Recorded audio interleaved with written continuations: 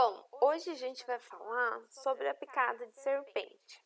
Então, a gente vai falar de cobras, né? Sobre envenenamento de cobras nos animais. Para introduzir, eu trouxe aqui para vocês o que são os animais peçonhentos. Às vezes a gente vê uma cobra, né? E fala, nossa, essa cobra peçonhenta. Então, só para falar, né? Eles são aqueles animais que possuem uma glândula de veneno que se comunicam com dentes ocos, que é o caso da serpente, ou ferrões ou aguilhões, por onde o veneno vai passar ativamente.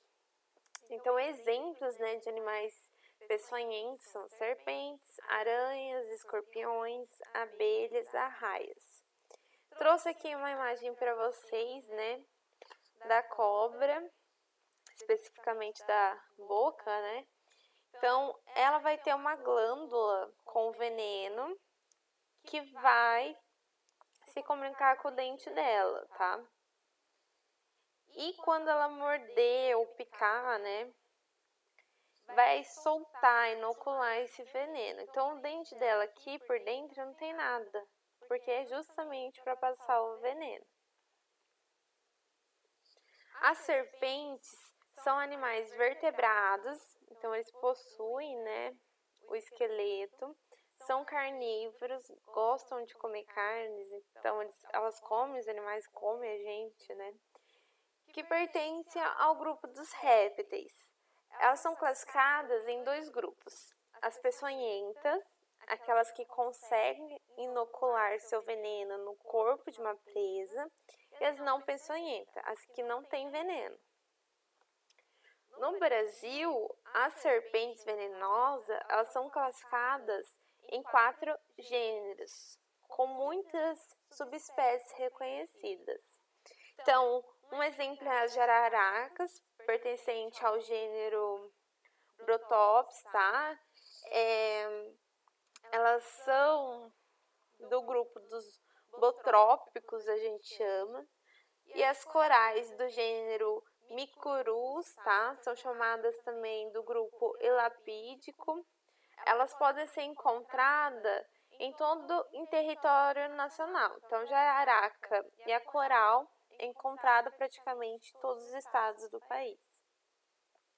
Enquanto o gênero Lachesis, que também a gente chama de laquético do grupo, que são as surucucus, tá? Elas são encontradas mais na região amazônica. E a cascavel do gênero Crotalus, que a gente chama também de crotálicos, se distribui principalmente pelo sudeste e sul do país. A cascavel, a jararaca, que eu marquei os gêneros em vermelho, né? Eu mostro para vocês. É as que mais têm acidente com cobra, tá? Então, principalmente com grandes animais, que eles ficam mais no mato, né? Então, os venenos ofídicos, quando a gente fala ofídicos, seria o da cobra. Possuem diferentes efeitos com diversas substâncias que podem provocar tanto lesão no sistema renal, lesão no músculo, lesão em vasos, que causa também uma hemorragia, alterações na coagulação sanguínea, então não deixe o sangue coagular, e efeitos proteolíticos, quebras de enzimas muito importantes para o corpo. A serpente peçonhenta, ela é definida por 3 características fundamentais. Uma delas é a presença de fosseta loreal, aonde a cobra utiliza para poder ver aonde está a sua presa. Então, fica bem assim, embaixo mesmo, né, do nariz, vamos dizer, da narina, a fosseta loreal, né, e é ali que ela vê pela temperatura que ela vai atrás, né, da sua presa. Então, a gente tem aqui a jararaca e a cascavel, são as mais comuns de ocorrer o acidente. A serpente peçonhenta, além de ter presença de fosseta loreal, olha como a gente enxerga aqui, né, de longe, a Fosseta L'Oreal. Elas também podem ter presença de guiso ou chocalho no final da cauda, né? Então, olha o chocalho. Olha o esqueleto, que lindo, né? Ela também pode ter presença de anéis coloridos, vermelho, preto, branco ou amarelo. Essa cobra aqui, que é a coral, né? A gente observa que ela tem anéis pretos, vermelho e branco. Pode ser que ela, em vez de ter o branco, tenha o amarelo, tá? Então, falar um pouco sobre os gêneros das serpentes peçonhentas brasileiras. Então, o gênero dos brotópis é encontrado principalmente em zonas rurais e periferias de grandes cidades, preferindo ambientes úmidos como matas e áreas cultivadas, e locais onde haja facilidade para a proliferação de roedores. Então, elas preferem ficar no local onde vai ter um rato, que elas vão poder comer. Então, paiós, celeiros, depósito de lenha. O acidente botrópico é responsável por cerca de 90% dos envenenamentos em nosso país. Então, a jararaca mata muito. Geralmente ela não mata, né? Mas é muito arriscado. Então, uma delas é a jararaca, mostrando aqui para vocês, é um nome científico, tá? Todos que estiverem entre os parentes.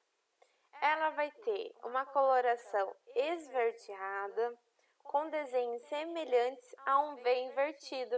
Então, olhem aqui, não parece um V invertido? Corpo delgado, né? Um corpo mais fino, medindo aproximadamente 1 metro. A sua picada causa muita dor e edema no local. Então, edema e inchaço, né? Podendo haver sangramento também nas gengivas ou em outros ferimentos pré-existentes. Então, lembrando aí, o grupo brotóptico, eles causam mais hemorragia, tá? É encontrada nos estados do Rio Grande do Sul, Santa Catarina, Paraná, São Paulo, Minas Gerais, Rio de Janeiro, Espírito Santo, Bahia. A gente também tem a cruzeira, é uma das principais cobras aí também peçonhentas do Brasil. Ela vai ter a coloração marrom escuro, possui desenhos em forma de gancho de telefone, aqueles telefone bem antigo, né? Mede aproximadamente 1,5 m e é encontrada em vegetação rasteira, então mais baixa, perto de rios e lagos ou plantações. A sua picada causa muita dor no local, podendo haver sangramento também nas gengivas ou em outros ferimentos pré-existentes. Então, ela é do mesmo grupo, né, da jararaca.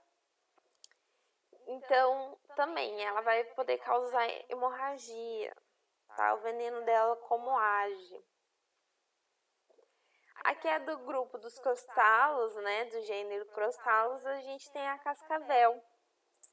Ela vai ter a coloração marrom, amarelado, corpo robusto, medindo aproximadamente 1 metro. Então, quando eu falo robusto, né, olha como ela é grossa. Ela apresenta chocalho na ponta da cauda, né, então a gente faz aquele barulhinho, né.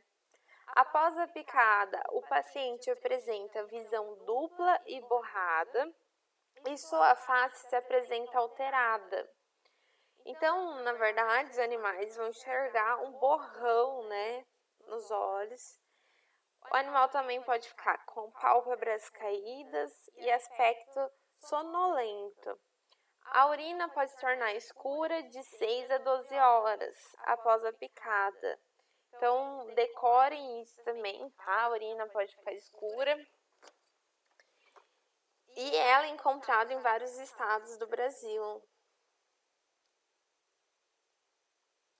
Já a Micocurus, que é a coral verdadeira, que é Micocurus frontalis, possui anéis vermelhos, pretos e brancos ao redor do corpo, medindo entre 70 e 80 centímetros, se esconde em buracos, montes de lenhas e tronco de árvores.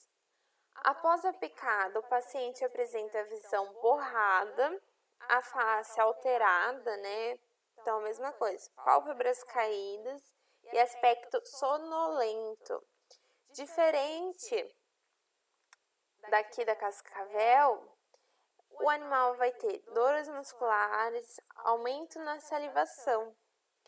Pode ocorrer uma insuficiência respiratória como complicação. Ela é encontrada também em vários estados do Brasil. E ela é muito, muito venenosa, tá? A picada pode matar, uma picada dela pode matar um homem, tá? Como que a gente vai diferenciar a coral verdadeira da coral falsa? Uma das coisas que a gente pode estar prestando atenção é que a coral verdadeira, o preto, o anel preto, não encontra o anel vermelho direto. Então, sempre vai ter uma antes. Então, essa seria, né, a coral verdadeira, em que tem o vermelho, o anel branco e depois o preto. O preto não se liga diretamente com o vermelho, como essa. Mas é geralmente também, tá? A gente não pode dar uma confirmação, mas 99,9% sim. Outra coisa que é muito bom a gente para estar diferenciando, que as cobras venenosas, elas possuem uma cabeça triangular. Geralmente, tá, gente? Também não pode confirmar na certeza só por esse aspecto. As cores são vermelho, preto, branco e amarelado. O corpo em anéis com faceta loreal e uma pupila em formato de fenda. Então, para vocês verem aqui, né, ó, parece uma linha. As não venenosas, elas possuem cabeça arredondada, com uma coloração viva e brilhante. Os dentes são serrilhados, a pupila com formato arredondados e as escamas são lisas. Então, olha como o olho dessa está mais arredondado, né? A pupila, olha esse de fenda, parece uma linha. Olha a cabeça arredondada, tá? E voltando aqui, olha a cor dessa, olha que cor viva, brilhante. E olha essa, mais apagada, né? E dá pra ver que as escamas são menos lisas, né? A cobra coral verdadeira é peçonhenta e pode causar a morte de uma pessoa em poucas horas, se não houver atendimento adequado e tempo hábil. Seu veneno é poderosíssimo, tá? Ocorre muito menos acidentes com cobras coral, né? Não é da forma que a jararaca, que é 90% aqui do Brasil, mas quando ela pica, corre muito risco, né, de morte.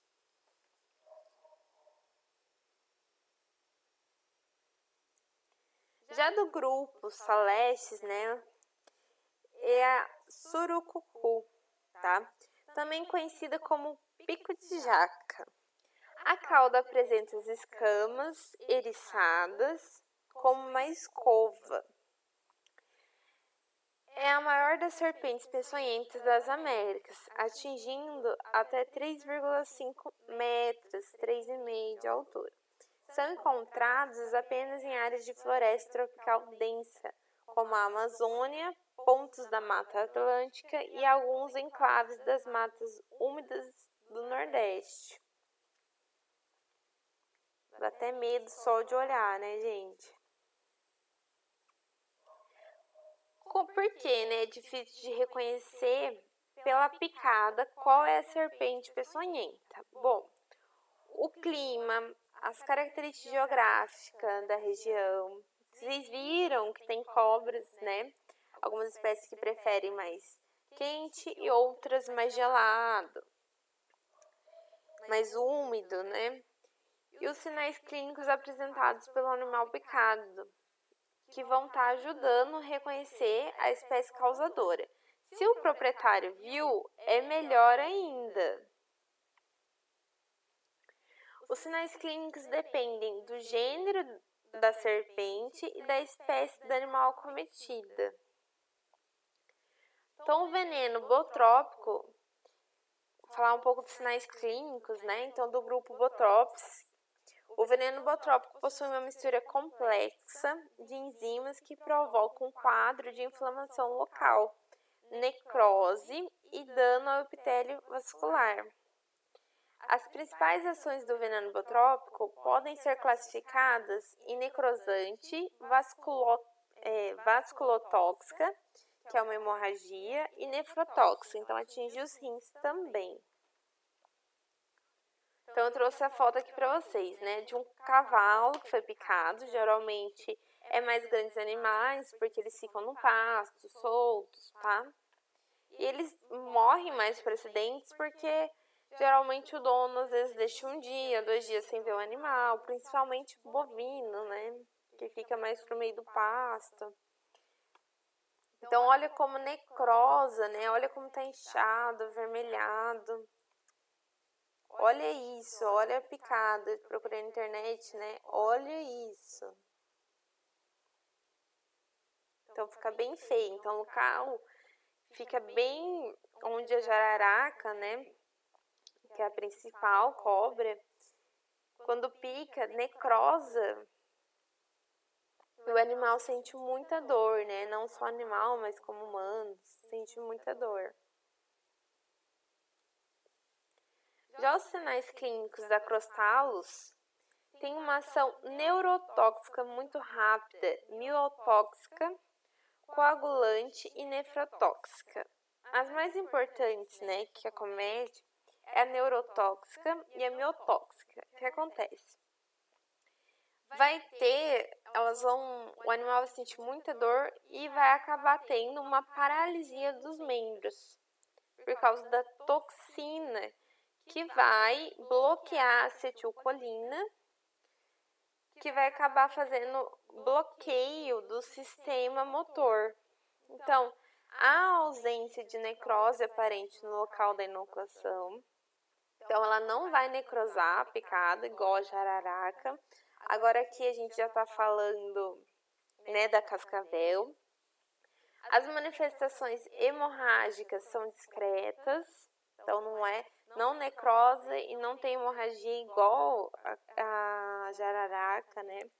Ocorre uma rabdomiólise sistêmica e, consequentemente, hemoglobinúria. Tendo essa paralisia motora e podendo ter a paralisia respiratória, tá? Então, trouxe aqui para vocês. Essa aqui, então, é a cascavel, né? O chocalho dela. E esse cachorrinho, ela estava perto da casa dos donos e ele foi querer brigar com ela para proteger os donos. Foi ter feito uma entrevista e ela mordeu bem no rosto. Então, olha como fica a face, né? Que judiação. Então, os donos conseguiram salvar e correr para o veterinário. Graças a Deus. Poderia ter corrido até o pior. Como que o veneno vai agir, né? Então, os efeitos da picada de serpente, elas dependem do seu tamanho e espécie. Então, vai depender do tamanho da cobra e qual espécie é. Como eu falei para vocês, igual a coral verdadeira é mais venenosa do que a jararaca e cascavel, que ocorre mais acidente no Brasil. Do tamanho do animal picado, então se é um cachorrinho ou se é um cavalo, né? O veneno percorre muito rápido pelo corpo. Então, se é um cachorrinho pequeno, ele pode até morrer, né? Dependendo também da localização e da dose do veneno que foi inoculada. Então, se foi uma dose baixa, às vezes ela acabou de comer um animal e vamos falar que a gente está pescando, né? Então, ela acabou de comer um animal e sem querer, a gente passa por ela e ela ataca. Às vezes, por ela ter gastado o veneno dela, sobra pouco para inocular na gente. Então, o local da picada também possui variação de acordo com o comportamento do animal, espécie e idade. Então, lembrando, né, jararaca necrosa a pele, né? A cascavel, o animal nem vê a necrose e sente menos dor. A região mais afetada é a cabeça, focinho, região submandibular, língua, devido à posição para se alimentar, como eu disse, o cavalo, o boi, abaixa a cabeça, né? Quanto de curiosidade, principalmente pequenos animais, gato, cachorro. Lembrando que se picar na língua, o animal tem dificuldade em se alimentar, ainda mais se necrosar, né? Quais são os tipos de tratamento? A eficiência do tratamento vai consistir na aplicação precoce, em dose adequada de soro antiofídico por via endovenosa. Então, precoce, o mais rápido possível.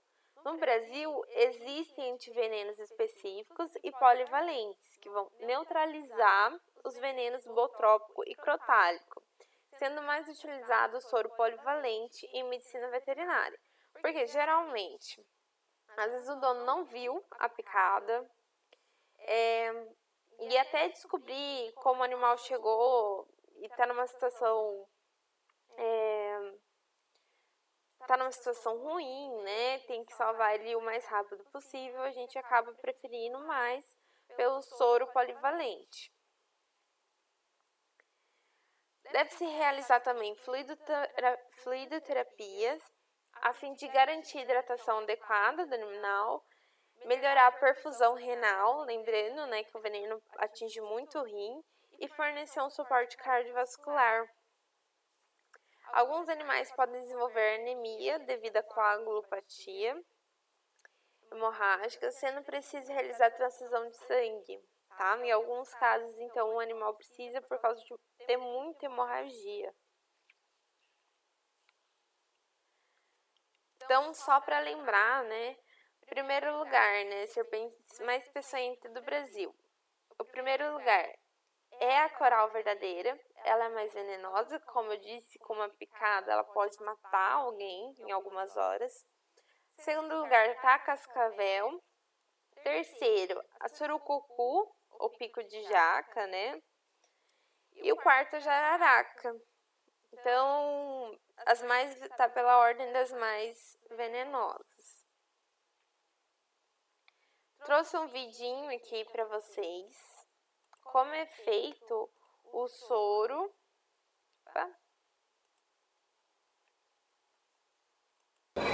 Fala pessoal, tudo bem? No último vídeo eu fiz um documentário bem completo sobre o que fazer em caso de picada de cobra. Aliás, se você não assistiu, tem que assistir, eu vou deixar o link aqui na descrição do vídeo. E hoje eu continuo no Instituto Butantan para descobrir como eles fazem o soro antiofídico. Olha, é bem interessante e principalmente para quem gosta de aventura e está sempre no mato também muito importante. Vamos ver. Bom, estou aqui com o Daniel e com o Guilherme. Vamos começar esse processo de fabricação de soro. Na verdade, o processo não começa pela extração do soro, né? Antes tem que ter cobra. Sim, não começa na extração do veneno. Primeiro a gente tem que adquirir um animal. O Butantan ainda recebe animais que a população traz para a gente. Além disso, a gente tem um programa de reprodução aqui, então a maioria das espécies a gente reproduz aqui mesmo, não tem tanta necessidade de... Quando você recebe? Ela tem que ficar em quarentena, né? Sim, quando o animal vem de fora, primeiramente a gente faz uma triagem desse animal, determina o sexo, de onde ele vem, se é importante ou não, e aí esses animais são separados e é feita uma quarentena em um lugar separado do nosso plantel. Essa quarentena dura aí no mínimo 2 meses. Nesse período os veterinários vão avaliar, vão fazer os exames que tem que fazer, vermifugar o animal, e aí se o animal estiver totalmente bem ao longo desses meses com os exames ok, ele vai para o nosso plantel. Nosso plantel hoje tem cerca de 1.200 serpentes de várias espécies, e aí no nosso plantel a gente mensalmente faz extração de veneno. Na verdade, mensalmente por sala. Toda semana tem extração de veneno em uma das salas. É bom ficar claro, a extração de veneno não mata o animal, ao contrário, o animal vai ficar por muitos anos doando veneno. Sim, na verdade a gente tem uma longevidade dos animais aqui até maior do que a longevidade desses animais da natureza. São cuidados, Aqui, como a gente provém, não tem predador, a gente está provendo a alimentação corretamente, esses animais ficam um longo período e a extração não atrapalha em nada na sobrevida desses animais. Isso quer dizer que você tem cobras grandes aqui. As cobras não param de crescer, é isso? Sim, isso é um fato, mas a verdade é que após a maturação sexual, essas taxas de crescimento vão diminuindo. E quanto maior ela fica, menores essas taxas de crescimento. Mas a gente tem animais bem grandes aqui. O que dá mais veneno? O macho ou a fêmea? Ou é igual? Geralmente quem dá mais veneno é a serpente maior com a cabeça maior, né? Entendi. As serpentes do gênero Bótrix, as jararacas, né? As fêmeas têm a tendência de ser maiores que os machos, então elas costumam dar mais veneno por extração do que... Mas não pelo sexo, pelo tamanho mesmo. O tamanho está relacionado ao sexo. Entendi. Bom, vamos lá. Como é que nós vamos fazer? Guilherme, você vai abrir essa caixa aí? Isso aí é uma jararacuçu? Esse é uma jararacuçu, uma bota de jararacuçu. Que tamanho tem? É grande, hein? Essa nem é das maiores, pra ser sincero. Não pra você, pra mim é enorme. Essa aí é gigante. A gente tem uma ali parece um pouco maior, inclusive. Parece aquela anaconda do filme. Brincadeira. Mas você vai abrir, vai fazer o que com ela? A gente vai colocar ela aqui no... A gente saturou um camburão com CO2. Então nós vamos colocar ela aqui no camburão e ela vai entrar em hipóxia, vai desmaiar. E com isso é muito mais seguro pra gente fazer a extração. Manda bala. Mais seguro pra gente, mais seguro pro animal e ainda rende mais veneno. Fechado. Se precisar de mim, não me chama.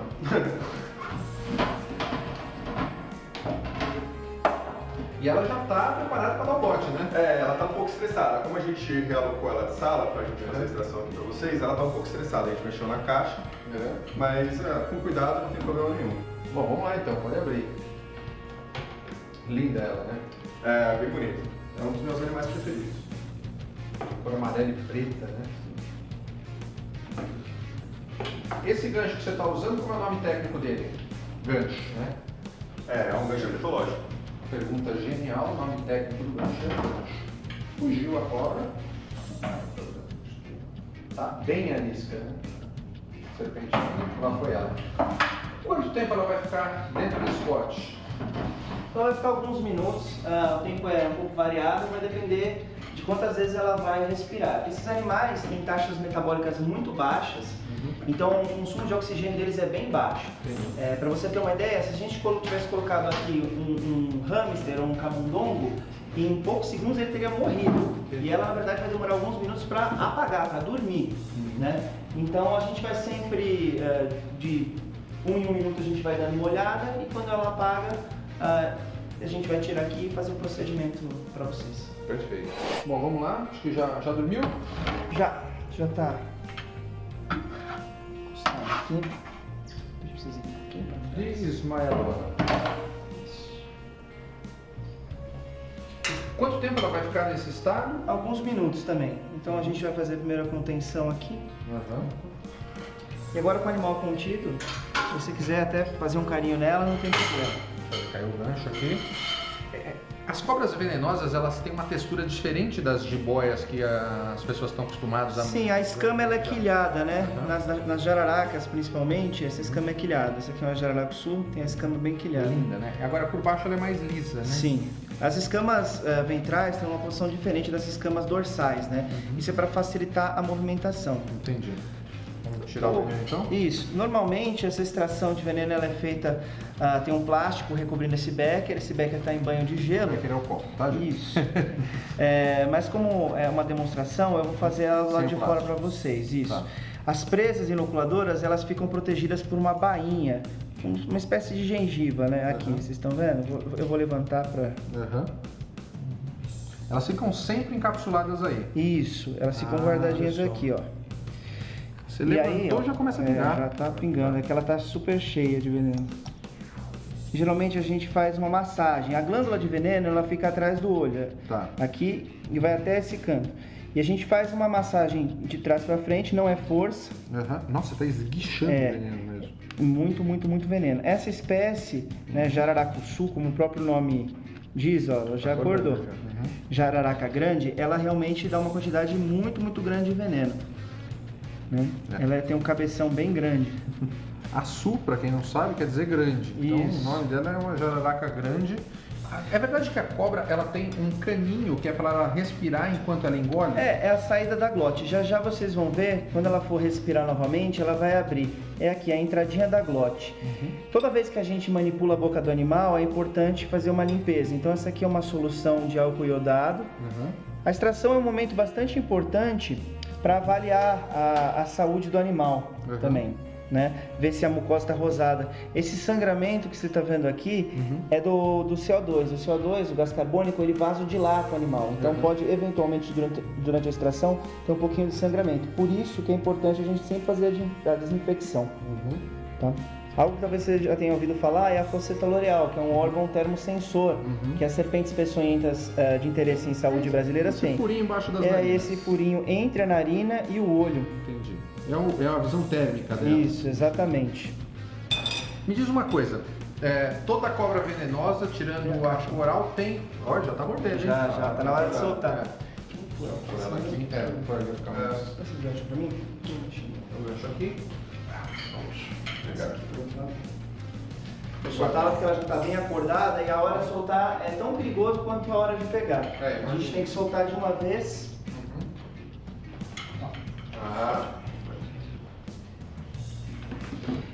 Então, das serpentes peçonhentas brasileiras, as serpentes que podem causar um dano sério, todas, exceto a coral, tem essa fosseta loreal, né?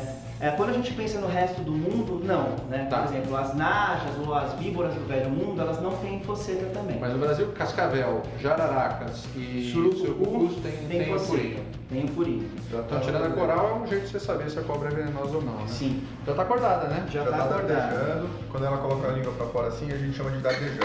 Então, quando ela tá dardejando, é que ela tá acordada, já está pronta pra outra. Aqui tá o veneno. Quanto se tirou de veneno? Pouco, né? Aqui, olha, isso aqui é bastante. Isso daria para fazer quantos tubos de soro?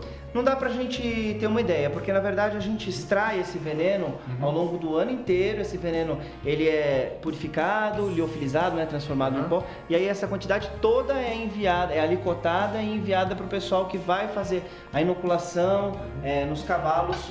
Me conta esse processo. Esse processo não mata o cavalo, obviamente. Como é que é feito isso? Não é aqui que a gente faz, não é no nosso laboratório. Mas basicamente, então eu vou explicar bem por cima porque não é o que eu faço. Mas basicamente o que se faz é pegar o veneno, purifica-se o veneno e faz uma inoculação de uma quantidade bem pequena desse veneno, né, no cavalo. Por algumas vezes seguidas.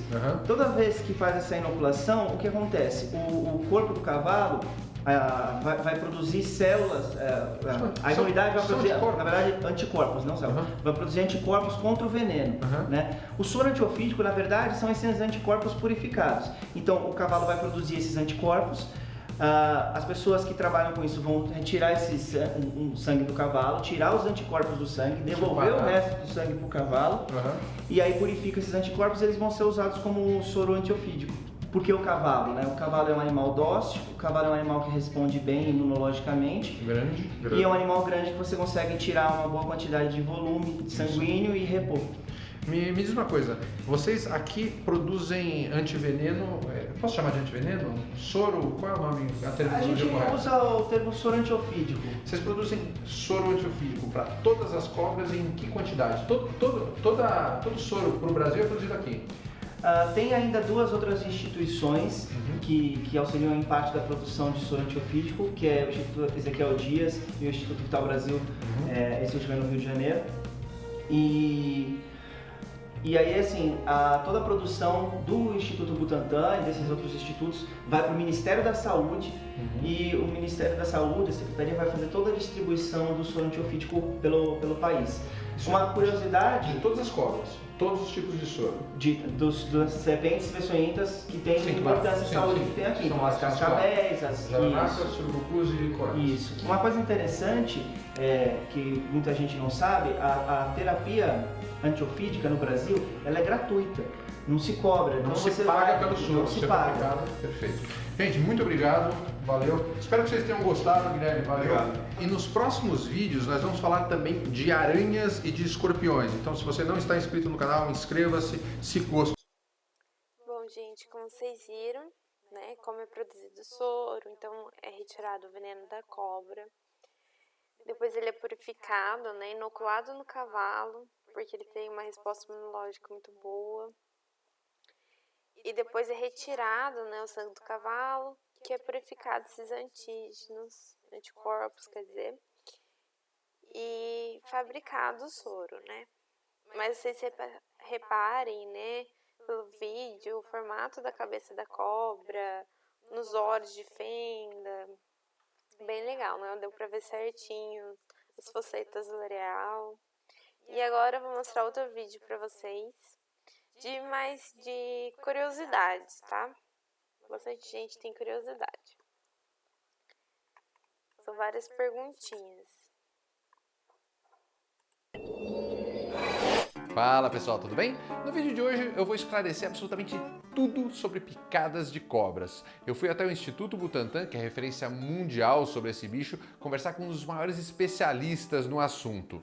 E como esse é um vídeo super completo, eu deixei aqui organizado na descrição do vídeo um menu minutado com todas as quase 50 perguntas que eu fiz lá. Muitas dessas perguntas eu recebi aqui no canal de vocês e organizei essas perguntas em 3 temas: cobras peçonhentas, tratamento e prevenção de picadas. Mas apesar do menu aí, eu sugiro fortemente que você veja o vídeo inteiro porque tem muita informação importante aqui.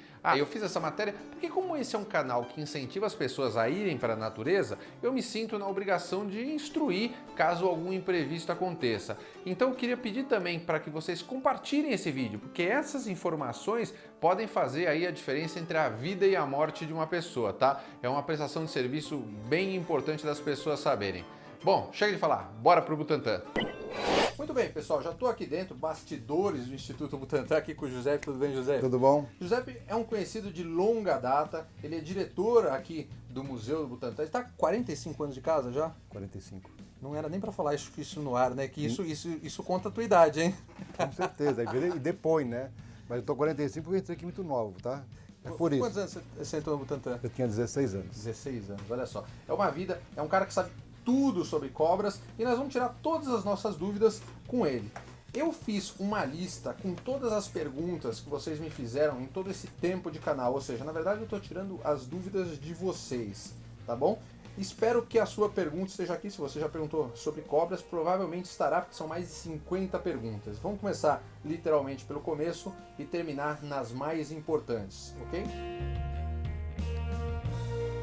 Primeira pergunta: qual a diferença de cobra, serpentes e víboras? É a mesma coisa. Tudo é a igual. mesma coisa. Cobra é um nome importado quando os portugueses vêm, porque o nome cobra era usado mais para definir as najas. Entendi. Serpente seriam as nossas cobras, porque elas serpeiam. Uhum. Né? E víbora é a serpente peçonhenta que ocorre na Europa e também é usado dos nossos colegas de língua espanhola. Né? Entendi. Então lá eles chamam, por exemplo, uma peçonhenta de víbora. Aqui para o Brasil, a gente acaba utilizando cobra ou serpente, sendo que o termo mais correto é serpente, mas acabou sendo sinonimizado. O certo é cobra venenosa ou cobra peçonhenta? Ou os dois? No fundo, é a mesma coisa. Mas, no entanto, nós temos uma polêmica. Por exemplo, existem algumas serpentes que têm veneno, produz veneno, mas ele não é totalmente ativo no ser humano. Entendi. Seriam as venenosas. Peçonhentas seriam as que atingem os seres humanos. Peçonhentas são aquelas que têm uma dentição apropriada para poder inocular o veneno através do bote. Entendi. Né? E venenosas seriam aquelas que podem produzir veneno, podem produzir, mas não causam acidentes importantes, sem importância médica. É uma dúvida que me perguntam muito aqui. Cobra morde ou cobra pica? Cobra não peçonhenta ou não venenosa morde, cobra peçonhenta, jararaca, cascavel, surucucu, pica. Porque a coral morde, porque coral não dá bote. A diferença está mais no esquema de ação. Grupo jararaca, grupo cascavel, grupo surucucu, elas têm esse movimento, abre e volta. Isso aqui significa abrir a boca, dar o bote e voltar. Então elas picam e voltam. As outras, elas mordem, significa que tem que pegar, segurar, ter movimento de cabeça, de musculatura para injetar veneno. Entendi. Dentro das pessoas, quem faz isso? A coral. Quantos por cento das cobras brasileiras são peçonhentas ou venenosas? Então, hoje nós temos exatamente 380 espécies de serpentes no Brasil registradas e conhecidas. Tá? Eu estou arredondando o número, 380. Desse número total de serpentes conhecidas no território brasileiro, tanto a parte continental quanto a parte de ilhas, exatamente 15% são peçonhentas. Quantas dá, mais ou menos? Vai dar 62 espécies. Só isso? Só isso. Cobras não venenosas e não peçonhentas, elas podem transmitir alguma doença? Uma mordida de uma jiboia, por exemplo, que não tem veneno, não tem peçonha, ela pode transmitir alguma outra doença? Qualquer tipo de cobra, elas podem e têm a boca suja. São animais que se alimentam de outros animais. São animais que rastejam. Então, a quantidade de bactérias na boca de um bicho desse é muito grande. Agora, isso não significa que todas têm, não significa que toda picada de cobra vai ter problemas, é muito relativo. Por que é relativo? Depende do momento, depende da pessoa, de ser mais ou menos suscetível a um problema de contaminação externa que não seja veneno. Certo? Dentro dessa pergunta ainda, você foi mordido, ou é mordido no caso, né, por uma cobra não peçonhenta, não venenosa, o que você faz? Você precisa tomar algum cuidado extra? Se for um acidente relativamente simples, lavar com água, sabão, com qualquer coisa que álcool, higienize o local, que o princípio é higienizar o local, está de bom tamanho. Agora, se for uma coisa mais complicada, que você está muito machucado, está sangrando muito, está cortado, procura um médico para fazer o quê? Prevenção em problemas secundários. Qual a média anual de picadas no Brasil hoje? Em média, nós estamos com aproximadamente 30 mil de acidentes por ano no Brasil provocados por serpentes. Caramba, é um número grande. Ele é grande e não é grande. Do ponto de vista de população... Território e população ele não é grande. Não é grande. Do ponto de vista de qualidade do acidente, ele é importante. Entendi. Qual a cobra que mais pica seres humanos no Brasil? É o grupo jararaca. O grupo jararaca. O grupo jararaca. O grupo jararaca, ele tem aproximadamente 90% de acidentes provocados no Brasil. Estou falando em números redondos, tá? Não precisa falar 80 e isso, 90% dos acidentes. Agora, qual a serpente que tem a picada mais letal no Brasil? Cascavel. Cascavel. Cascavel causa aproximadamente entre 8% e 9% dos acidentes. 8 e 9. E quantos desses são letais? 2%. Só uma pergunta que me fazem muito. A cobra, ela ataca? Eu acho que essa pergunta as pessoas fazem no sentido de a cobra ela te persegue para te picar? E por que uma cobra pica um ser humano? Veja, é uma relação meio estranha, tá? Uma relação de amor e ódio. A serpente não tem a intenção no seu comportamento de atacar pessoas. Ela tem no seu comportamento se defender de uma coisa que para ela é muito feia. Uma cobra nunca vai perseguir um ser humano. Não existe perseguição. O que existe é comportamento defensivo de uma serpente. Ainda falando nesse mesmo assunto, e eu sei que essa é uma pergunta subjetiva, mas é uma dúvida que muitas pessoas fizeram. Qual é a distância de ataque de bote de uma cobra? Falam, tem uma lenda que diz que é 1/3 do tamanho da cobra, é mais ou menos isso ou não? É mais ou menos isso. O bote de uma serpente peçonhenta, tá? Ele está, em média, dando 1/3 do seu comprimento. Nós sabemos também que a média de serpente brasileira é de 1 metro. Média. Que nós temos na Amazônia esse bicho aqui, ó, que é a maior serpente do Brasil. Isso é uma surucucu? Uma surucucu que pode chegar a 3 metros. Então, 1/3 de 3 metros é 1 metro.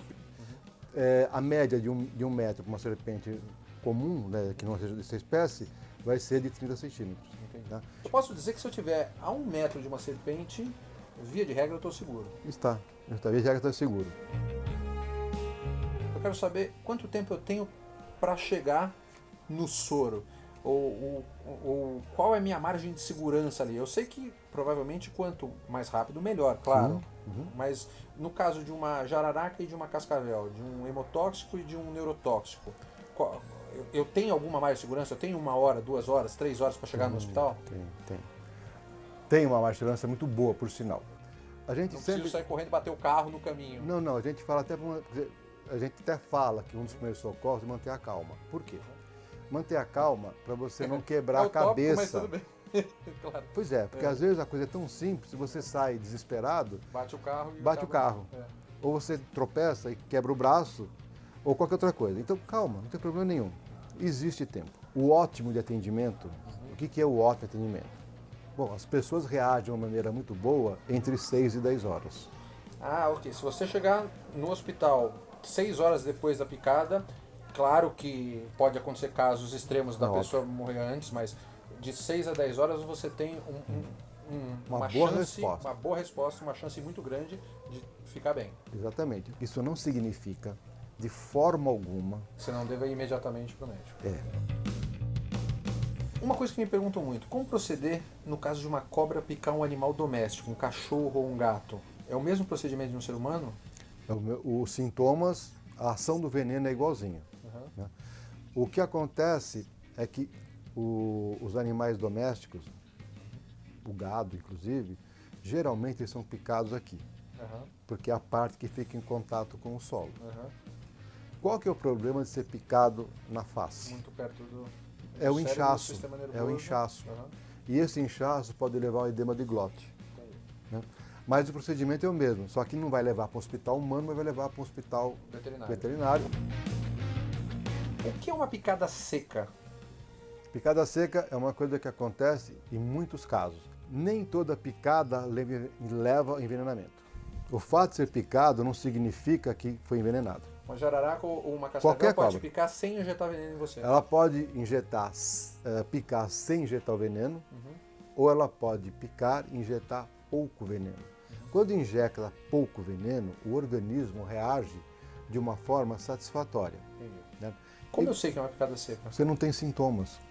Ou se não tem sintomas localizados, muito discretos. Mas eu tenho que assumir que a picada é uma picada potencialmente perigosa. Quem vai determinar se é seco ou não é o médico. Entendi. Não é você. Eu não posso pensar nisso. De jeito nenhum. Essa próxima pergunta é uma pergunta que me fazem muito, que a gente pseudo-aprendeu no colégio, mas eu não acredito muito. Como você diferencia uma cobra venenosa ou peçonhenta de uma não venenosa? Eu vou usar esse meu brinquedinho aqui, que é o seguinte. A gente aprende na escola que cobra peçonhenta tem cabeça triangular. Jiboia tem e não é peçonhenta, então não funciona. A gente aprende na escola que cobra que tem cabeça redonda que não é peçonhenta e a coral tem cabeça redonda, então não funciona. Bom, o que funciona na prática? Na prática, a gente faz assim. Primeiro, se a gente olha para o animal e percebe que a pele é áspera e não lisa como as não peçonhentas de um modo geral, fica esperto. E aí, se perceber que tem a narina e tem mais um orifício virado para frente, tá? Isso é muito visível, é um buraco virado para frente. Além da narina? Além da narina, que a gente quase não vê a narina, que fica aqui na pontinha. Aí sim nós estamos com a certeza absoluta que é uma serpente peçonhenta, desde que não seja coral. A coral é uma exceção. É exceção. Falando exatamente nisso, como a gente diferencia uma coral verdadeira de uma coral falsa? É bom não diferenciar. Do ponto de vista prático, nós aqui do Instituto aconselhamos qualquer cobra de cor vermelha. É perigosa. Potencialmente considera como potencialmente perigosa. Por quê? Não há necessidade de perder tempo. Aquele negócio, tem uns provérbios, vermelho com verde, tome cuidado. Eu nem lembro, mas esquece. Nem toda coral ela tem cor vermelha. Na Amazônia, região amazônica, nós temos um grupo de corais. Ela tem o corpo todo negro coral, já vi. E tem pontos brancos dando a volta no corpo. Você olha para aquela encrenca e fala assim, isso aqui não é coral nunca, claro, não tem vermelho. E é. Filhote de cobra tem veneno? Tem. Igual a da mãe? Se ela é peçonhenta, tem veneno. Já nasce com veneno. O veneno dela não é mais fraco. Não é mais fraco. Dependendo, por exemplo, o grupo jararaca, o veneno age de forma diferente. Essa diferença comportamental e de alimento faz com que o veneno tenha uma composição diferente e, no nosso caso, em acidente humano, a manifestação é diferente. Como é que funciona? Um filhote de jararaca picando uma pessoa, a ação do veneno é muito mais sistêmica, ou seja, mexe com a coagulação do sangue. Você não tem dor praticamente, não fica inchado, não fica vermelho, em compensação você está com sangue incoagulável. Cobra morta pode inocular veneno se você pisar nela? O veneno está ativo até quanto tempo? Veja bem, o veneno é um complexo proteico, tem proteínas, enzimas, tem um monte de coisa ali dentro daquele veneno. Assim que o animal morre, se ele morreu agora, ele está totalmente ativo. Conforme vai passando o tempo, ele vai se degradando. Agora, no caso de você ter acabado de matar a cobra, toma cuidado, não sim. vai brincar ali, não é para matar cobra, gente, peraí, não tô falando isso, mas pegou uma cobra que acabou de morrer, vai brincar com a cobra ali, vai se... Aí é tão ruim quanto a viva. Por exemplo, você falou uma coisa bem legal. Às vezes o sujeito achou uma cobra, está no sítio dele, lá na chácara, sei lá o quê, ele dá uma cacetada na cobra e corta a cabeça do bicho fora. O corpo continua com o movimento de cobra. E a cabeça continua fazendo isso. Se colocar a mão ali, ela fecha. Picada de cobra dói? Eu sei que essa é uma pergunta subjetiva, vamos falar de grupos separados aí. Vamos separar. Tirando o efeito mecânico, é óbvio, você tem uma ponta espetando em você, mas tirando esse efeito. Tirando o efeito mecânico, como é que funciona? Se for jararaca adulta, dói. E bastante. Se for jararaca jovem, filhote, não dói. Se for cascavel, não dói. Se for coral, não dói. E coral ainda tem uma ação diferente que é anestésica no local. Surucucu, dói. Então, os venenos que têm ação local, doem. Eu posso ser mordido, por exemplo, por uma coral, e acabamos de aprender que a coral não pica, ela morde, e não perceber? Posso sentar e sentir um incômodo ou alguma coisa assim e não perceber? Até pode. Porque a pessoa vai sentir uma pressão. E o adormecimento, né, ele demora algum tempinho para acontecer, mas vai sentir uma pressão no local, que é a mordida. Uma pergunta que eu sempre tive curiosidade, não sei se tem esses dados. Qual parte do corpo é mais picada por cobra no Brasil, vai? Do joelho para baixo, 80%. Do joelho para baixo, 80%? Do joelho para cima, os 20%. Depois entra na mão. Então sempre nas pernas, sempre tomar cuidado onde pisa. Aí vai umas perguntas primeiras. Média do bote. Vai dar 30 centímetros, sempre do joelho para baixo. O restante distribui para o corpo todo, sendo que a maior parte fica na mão. Por que na mão? É a pessoa que às vezes vai sentar no local e põe a mão, ou levanta alguma coisa, ou passa do lado de um barranco e assim por diante. Isso me dá uma pergunta óbvia que você quase respondeu praticamente. Como eu faço para evitar uma picada de cobra? Usa bota. A picada de cobra não fura a bota? Se for bota boa, não. Se for uma bota de couro, não fura? Boa, de couro, bom. Não fura. E a perneira? A perneira, se for uma perneira de couro bom, também aguenta. Uma vez uma senhora me fez uma pergunta que eu também não soube responder. Ela achou uma cobra dentro da cozinha. Quem ela chama? Ela chama os bombeiros, ela chama os zoonoses, ela chama o Butantan. Para onde ela liga? Quem que ela não deve chamar? Não deve chamar o Butantan. O Butantan não é um órgão... Não atende. A gente só atende, assim, em último caso, são casos muito específicos, tá certo? Quer dizer, o bombeiro fica ali, ó. Entendi. Mais ou menos. Deve chamar quem? O serviço de zoonoses do município. O nome já dizendo, zoonoses, animais que estão próximos a gente. Uma pergunta que tem uma resposta óbvia, mas não é tão óbvia para as pessoas que estão em casa, elas têm o direito de perguntar. Existe vacina contra a picada de cobra, um pré-soro? Não, existe soro. A diferença entre vacina e soro, a vacina previne um problema de saúde pública, geralmente, e o soro combate, ele trata. Não está comprovado, e não é comprovado, que o veneno possa ser criado em uma vacina. Por quê? Porque a ação dele é diferente. Entendi. Todo hospital tem soro antiofídico? Não há necessidade. Para onde eu vou? Se eu for picado por cobra, o que eu faço? É fácil. Então, para que eu vou colocar soro, por exemplo, na cidade A e na B, que é do lado? Então, o governo coloca o soro na cidade que tem melhor recurso, tá certo? A pequena não precisa, mas existe uma rede de informação. Foi picado naquela cidade ou naquela localidade onde não é ponto de atendimento, não tem problema, vai no hospital daquele local. Ele vai te indicar. O próprio hospital pode levar o paciente para a cidade do lado, ou pode ser indicado. Uma coisa que me perguntaram já umas 8 vezes. O SUS tem soro antiofídico? Não precisa ter soro, porque o soro pode estar localizado numa Santa Casa de um município, ele pode estar localizado num hospital municipal, que tem melhor condição, ele pode estar localizado num hospital estadual daquela localidade. O soro, então, pelo que eu entendi, ele está, teoricamente, e não dá para confiar muito nas coisas do Brasil, mas teoricamente ele está estrategicamente distribuído nos hospitais para cobrir regiões. Exatamente, está. O Instituto Butantan atende pessoas? Tem hospital aqui no Instituto Butantan? Se a pessoa for São Paulo capital, ela pode trazer uma picada de cobra aqui, uma pessoa com picada de cobra? Pode e deve, porque o Hospital Vital Brasil, que é do Butantan, que fica aqui dentro, ele é um hospital referência para o Brasil todo. O soro sempre é de graça? No Brasil sempre é de graça, de uso humano. O veterinário paga. Essa é uma dúvida que eu sei a resposta, mas que eu já tive. Eu vou fazer uma expedição longa, sem atendimento, eu posso comprar soro e levar? Não, né? Não.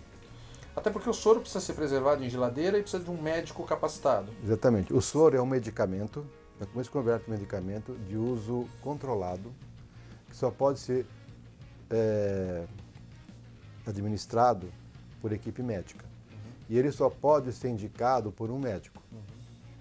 O soro tem que ser guardado em geladeira a 8 graus, não abaixo disso. Nem acima, muito menos. Nem acima. Quais são os tipos de soro que existem? É um soro para cada cobra ou é um soro para cobras neurotóxicas ou para como é que é? Assim, o Brasil tem 4 grupos de serpentes: jararaca, cascavel, surucucu e coral. Nós temos um soro chamado antibotrópico, anti-jararaca. Temos um soro chamado anticrotálico, anti-cascavel.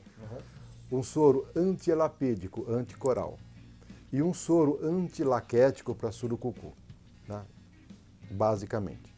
Por questões estratégicas, para a região amazônica, os sintomas, a ação do veneno de surucucu e de jararaca é muito semelhante. Aí, como é muito semelhante, o que acontece? Nós temos para a Amazônia o soro antibotrópico laquético, anti-jararaca, anti-surucucu. Ah, tem soros combinados. É combinado. Por quê? Porque a ação do veneno é muito parecida. Para a região sul-sudeste, nós temos também o soro antibotrópico crotálico. O que significa isso? Na região sul-sudeste e um pedaço centro-oeste, nós temos o soro combinado cascavel jararaca. Por quê? Porque é o acidente mais comum. Entendi. Como age o veneno de cobra? Então, eu falei agora há pouquinho. Nós temos o grupo jararaca, cascavel, surucucu e o grupo coral. Como é que age o veneno de jararaca, que é a maioria dos acidentes? Ação local intensa, dor, inchaço e problemas de coagulação, tá certo? Já entrando com o bicho adulto ou jovem. Ah, surucucu? Igualzinho a jararaca, igualzinho, dor local, inchaço, sangramento, acrescido de uma pequena ação neurotóxica que provoca vômito e diarreia. O cascavel não causa dor local, e a primeira coisa que aparece numa picada que a gente chama potencial é uma reação de paralisação do globo ocular, ou melhor, da pálpebra. Então, a pessoa vai ficar assim, olha bem para minha cara aqui, ó, gente. Cai. A pálpebra cai, significa que o veneno está agindo nos nervos aqui e o olho cai. Só que a pessoa quer enxergar. No que ela quer enxergar, ela faz isso. Então, isso aqui, olha, testa enrugada e o olho semicerrado Cascavel. É cascavel. Aí você, mas o cara está de fogo, está de porre. Não, ele está lúcido. Tá certo? Mas tem mais um detalhe. Um acidente com coral também pode deixar o olho semicerrado, tá? Porque o veneno também age aqui em cima. E agora, como é que eu faço? Bom, se A pessoa não viu que foi uma coral, mas está com o olho assim e faz 2 horas que foi picado, está com o dedo e um pedaço da mão adormecida, Coral. coral. Conclusão dessas 2 últimas perguntas. Eu não preciso levar a cobra para o médico quando eu for picado. Aí eu vou fazer uma pergunta para você me responder para eu dar a resposta. Tá. Quem é que tem que conhecer cobra, médico ou biólogo? Biólogo. Biólogo. O que o médico tem que fazer? Tratar. Tratar. Então, o médico, ele não tem obrigação, até pela sua própria formação, de conhecer uma cobra. É óbvio que não. Mas o médico tem a obrigação de ler os sintomas, analisar o quadro clínico e pelo quadro clínico ele vai chegar ao tipo de cobra. Até porque você tentar capturar a cobra é um risco a mais e um desgaste a mais, né? Com certeza. Então não precisa levar a cobra. Não Foi picado, precisa. esquece a cobra, vai pro médico. Como é ministrado o soro? É uma injeção? É na veia? Para quem nunca teve O contato. soro, a licença é isso aqui, ó. Uhum, É uma ampolinha. uhum, É um frasco. Esse frasco limpo aqui é o milagroso. uhum, Aqui está o antídoto para picada de cobra e esse aqui é de coral. uhum, Tá? O fato de ser transparente indica uma certa pureza, né? Uma certa qualidade do produto. E hoje, por uma série de estudos feitos, ele é injetado diretamente na veia. Por isso que tem que ser médico. entendi. Tá? Se usa diretamente na veia e esse soro é diluído no soro fisiológico. Soro errado pode matar? Tomar o soro errado não faz efeito. Você imagina um picado de cascavel tomando soro de jararaca, o rim dele começa a ficar comprometido cada vez mais. Se eu tomar uma picada de uma cobra não peçonhenta e tomar o soro antiofídico para cascavel, então, Não vai acontecer nada. não, o soro sozinho ele não vai Não te vai matar. fazer nada. O diferencial seria se uma pessoa tem uma certa sensibilidade, que as pessoas vão ter sensibilidade, alergia a uma aspirina, né? Claro.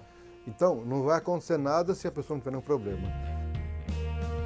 Existe uma quantidade certa de soro? Existe. E como é que se avalia isso? Bom, a partir do princípio que Ela não é padrão. Eu não dou uma ampola, fui picado ela uma é ampola. certa, é quase padronizada. Via de regra, é mais ou menos assim. Acidente leve, aproximadamente 4 ampolas de soro. 4 ampolas. Acidente moderado, aproximadamente 8 ampolas de soro. Acidente grave, acima de 8 ampolas.